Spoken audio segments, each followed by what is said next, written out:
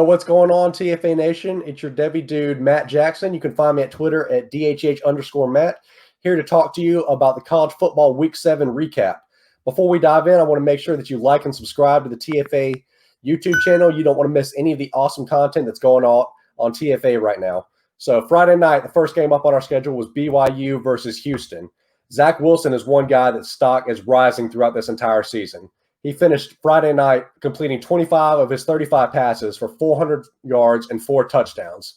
He's the nation's most accurate quarterback right now and is easily inside my Devy top 5 quarterbacks at the moment. If you haven't seen Zach Wilson or don't have a share of Zach Wilson, now is the time to do it before the price gets too late. Moving on, we've got Clemson versus Georgia Tech. Now, Georgia Tech's running back Jahmyr Gibbs is a guy that his stock has been rising all season, and for arguably good reason.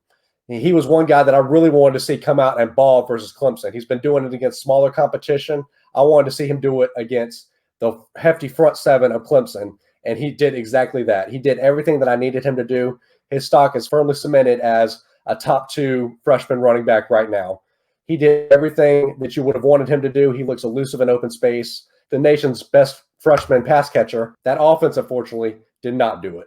On Clemson's side, you need to make sure that you look out for Amari Rodgers. Amari Rodgers is quietly having himself a good season and should be a day 2 pick come NFL draft time. So moving on, we've got Louisville versus Notre Dame. Notre Dame here escaped an upset, but the offense as a whole looked worrisome. Ian Book, who was touted as possibly a Heisman candidate this year, only completed 11 passes for 106 yards. This offense needs a lot of growing to do, and it's got some stepping up to do if it wants to be a national contender this year. Moving on, we have UNC versus Florida State. Florida State here took down an underperforming UNC team. The theme of Carolina's season this year has been underperforming. That offense, as good as it looked in 2019, has not been up to form in 2020. Sam Howell is having himself a sophomore slump.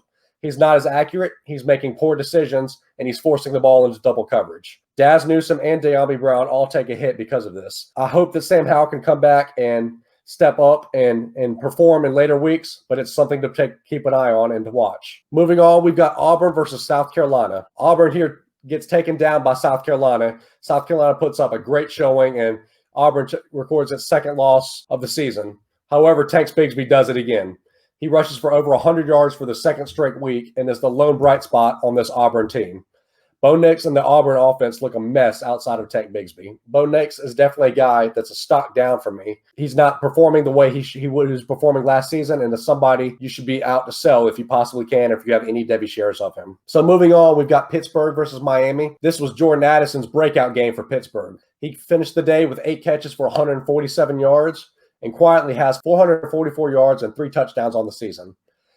If you don't have him right now, look for him to add in Devy and C2C leagues. He's somebody that's not owned in a lot of formats and probably should be. He's somebody that should be going early in Devy drafts next year and is arguably the nation's best freshman wide receiver. Moving on, we have Tennessee versus Kentucky. Eric Gray was the lone bright spot in this Tennessee blowout loss. 3 quarterbacks for Tennessee combined for 15 completions for 26 attempts for 112 yards and 3 interceptions. All I can say for this is it's time to give Harrison Bailey his shot. Harrison Bailey was the number 1 recruit for Tennessee at the quarterback position this year and was somebody that I was high on. He's an accurate quarterback. I was really high on him this offseason. So it's time to give him a shot because right now the quarterbacks for Tennessee are not getting it done. Eric Gray, however, is somebody that you need to draft if you haven't drafted him in your Devy leagues thus far. He's a great running back.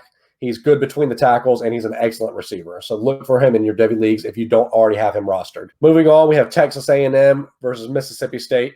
I could talk all day about Damon Demas not getting played for Texas A&M. That seems to be the talk of Twitter going on right now. Texas A&M, why are you not playing the freshman phenom Damon Demas? But I'm not going to go there quite yet. The talk right now is Mississippi State and that Mike Leach offense. It's time to start worrying about the Mike Leach offense at Mississippi State. They need a huge bounce back after only putting up 2 points last week, and they just simply didn't get it done. KJ Costello only passed for 100 yards and had 1 interception, and he got benched going into the second half. Isaiah Spiller had over 100 yards and 2 touchdowns and is quietly putting together a really good season. The final game and the game of the week was Alabama versus Georgia. Alabama has a new big 3 at wide receiver. We always talk about how Alabama has 3 first-round wide receivers, and this year is no different. Jalen Waddle and Devontae Smith each get over 160 yards in this contest and a touchdown. Look out, though, for a wide receiver that's not being talked about as much by the name of John Mechie. He's having an underrated season and is doing a lot of things really, really well.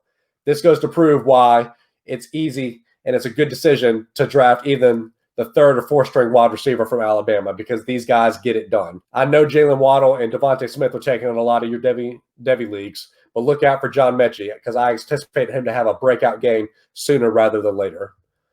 So that's all I have for the recap this week. Tune in next week as we break down Week 8 and the return to the Big Ten. See you next time. Peace.